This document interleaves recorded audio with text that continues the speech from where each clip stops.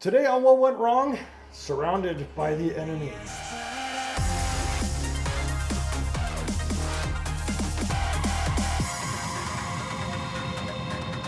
Hi, I'm Brett Mauser, and I made over 40 feature films, and that means I'm surrounded by liberals. Oh, okay. Ever since you and I met at the college, at the Art Institute, I could tell right away that you and I share some pretty Very similar wavelengths. political views, conservative, libertarian, and yet when you look at the general makeup of Hollywood films, music industry, things like that, you're not going to find many of us. No, they're not. You're going to find a lot of very liberal people. First off, why do you think that's so? I think in a lot of ways it's easier. I think if you're a conservative, 9 times out of 10 it also means you have a pretty deep faith in some type of God. I think a place like the mainstream Hollywood, no, your God is the dollar. Your God is getting the film out.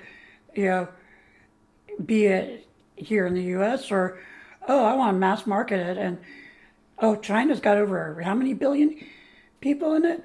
Well, I can't have my movie get released there unless it conforms to their political code. And that's how you get men like John Cena, apologizing in Mandarin for recognizing Taiwan as its own country. It's easier. I think I've long held the belief and I will admit I was screwed from birth.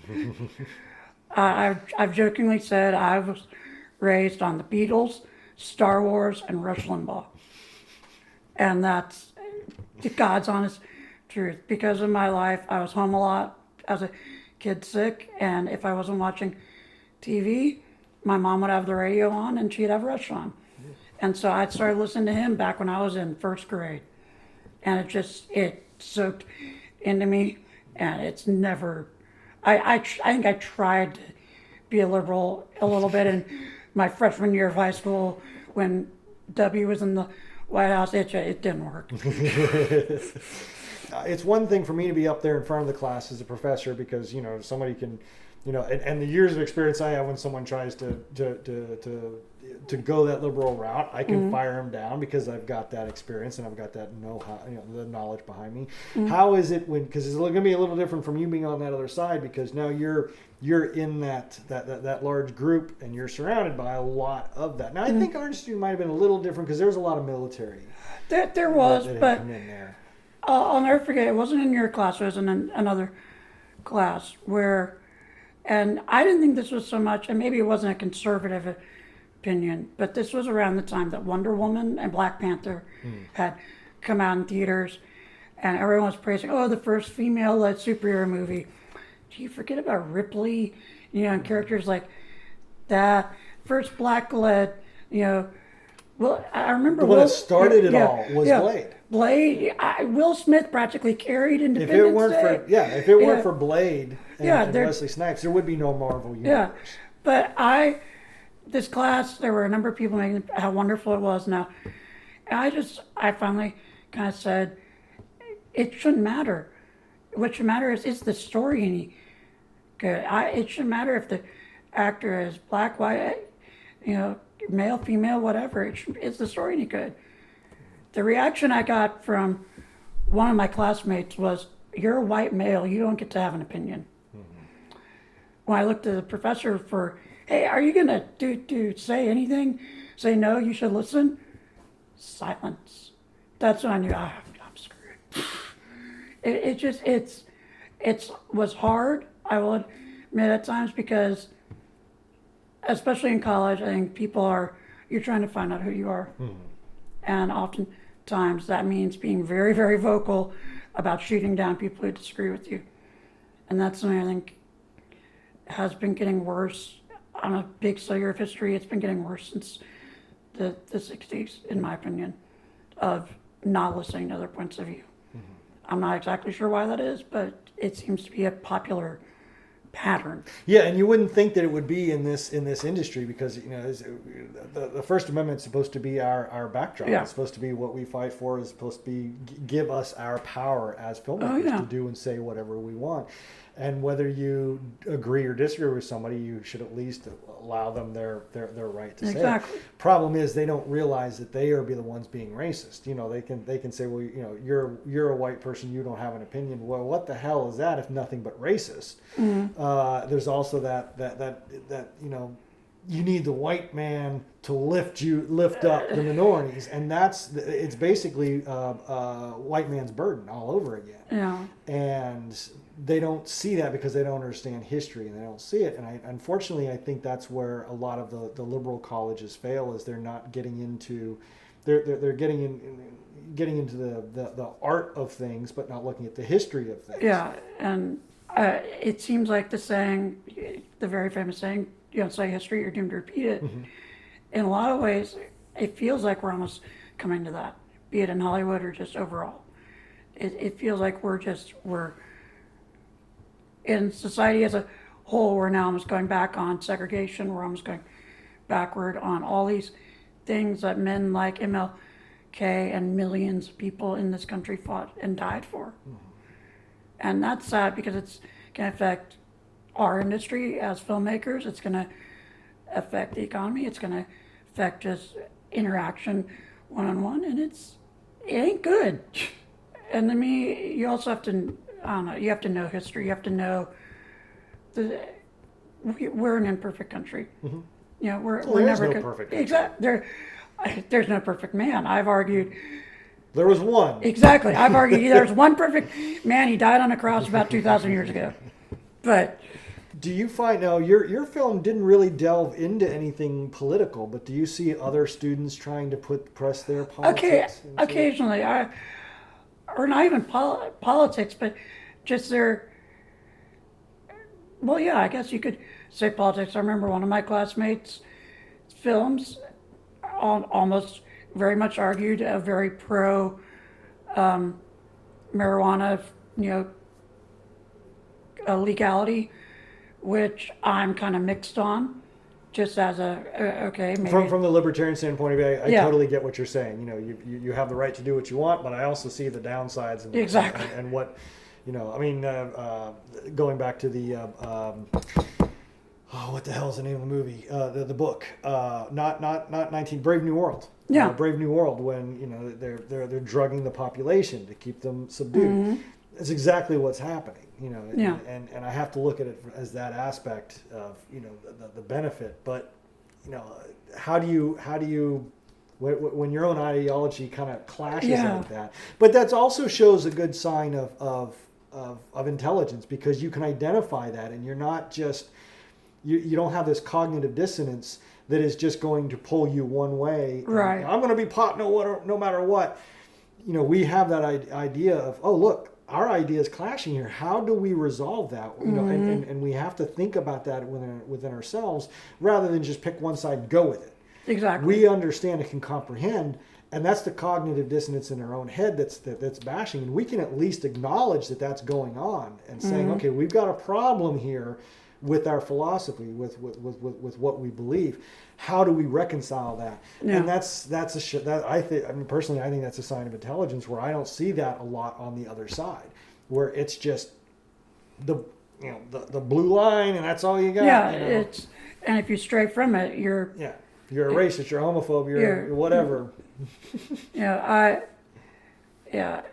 was making actually earlier today, having a conversation. And so I think one reason Bruce Willis is now doing primarily video on demand movies is because he's at times been outspoken. Yeah. I think he just doesn't give a anymore. Well, that too. And more power to him. I mean, the man made Die Hard, so. Yeah, I think he's just fed up with the system. I don't blame him. I mean, the way people bitch about him with the Kevin Smith movie. Oh yeah. But when I hear the other side of the story, that Bruce Willis was just tired of Kevin Smith sneaking off and going off and getting high, smoking pot all the time. I totally get why Bruce Willis is like, f this guy. Yeah. Because that's not something that that I approve of on my sets, that I don't want to see on my sets, and I can say I totally get why. I would say he's just fed up, just like everybody else. Well, and he's when you are confronted with that, is there a process between in your mind? Do I say anything or do I let this go? There always is. And it's, for me, it's certain issues. Certain issues, I will just say, take a deep breath, walk away. Or take a deep breath and just, okay, oh, that's okay, that's nice. But other issues, for me, ones like healthcare, ones like legalizing drugs, the border, just different things, I am, okay, now you're going to hear my opinion. Because guess what? I've actually paid attention to this, and I have a firsthand knowledge of certain things that you may not. And I'm going to voice my opinion. Yeah, I know got me into trouble. I know back at a community college, a professor pretty much said, I downgraded you because you said something positive, that was right, conservative leaning. I was shocked that he said that to me. But at the same time, I was like, why am I surprised? It's a political science class. Why am I surprised? Now, when it comes to the politics in film, I've actually philosophized about this. This is by no means having reached a conclusion, but it was just like one of those passing thoughts in my head about why, there's a lot of liberal-leaning ideologies in film, and some of it was, well, maybe it's because conservatives know the right way to live and keep yourself out of drama. Right. So that's why conservatives don't make great films, is because we avoid the drama in our own lives. We just have that straight and narrow. We don't have all that drama and that disaster. And I would disagree with you somewhat there, but okay. Like I said, this was the fleeting thought that I had and started building on it. I wonder if this is where that might come from. But do you think there could be a little, because if you had just a bunch of conservatives in a movie doing conservative things, it would probably be pretty boring because there's not a lot of excitement there. It's just people living their lives and having good, decent lives. No, that's true. You got to throw the liberal in there to up shit so that everything gets into a disaster. You get people pregnant. You got people high, falling off bridges. No, it's a very valid. But I think you're right in a lot of ways. But my life, my family by and large, all conservative. By and large, but we're by no means drama free. Everyone's got something going on. So, but at the same time, you're right. By and large, it's like if you're conservative, you're believed to be walking the straight and narrow. Whereas if you're liberal, it's like you're all over the place. You can do whatever the hell you want, and that gets you into trouble. Yeah. What advice would you give a filmmaker who is conservative or libertarian facing this wall that they have to go into? Do they give up? Do they try? What do they? How do you handle it? How do you go forward? What funny enough comes to mind is a quote. I know it's been attributed to so many people. The one that comes to mind is Churchill of, "You're going through hell, just keep going." Of just know what you want to do. Know. Okay, this is my beliefs. This is how I feel. I'm going to push this through almost no matter what. You can't be afraid of the backlash. You can't be afraid to be, oh, you're going to call me names? Fine. I could give a rat's ass what you call me. I know who I am. I think there's also something to be said about understanding that things have changed in the world in terms of the democracy of film, and that anybody can do it, and you don't need Hollywood to make your movie anymore. No. You need a couple $100 to buy a decent camera and some audio equipment and some buddies to make your movie, and you don't need to go out there and wait and try to get the money from a Hollywood film to be able to make your big project.